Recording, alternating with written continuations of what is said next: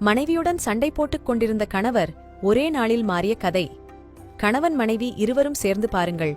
ஒரு கிராமத்தில் கணவனும் மனைவியும் வாழ்ந்து வந்தனர். கணவன் மனைவியை அவ்வப்போது கடுஞ்சொல்லால் திட்டித் தீர்த்து விடுவார்.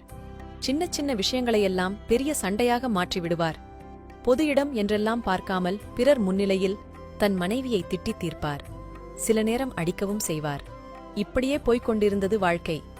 இந்த நிலைக்கு முடிவு கட்ட வேண்டும் என நினைத்தாள் மனைவி. ஒருநாள் தன் கணவரிடம், நீங்க எப்போது பார்த்தாலும் என்னை திட்டுவதும் அடிப்பதுமாக இருக்கீங்க.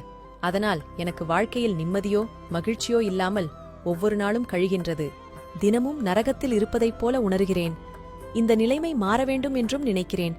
நீங்கள் என்னை அடிக்காமலும் திட்டாமலும் இருக்க நான் என்ன செய்ய வேண்டும் என்று கேட்டாள்.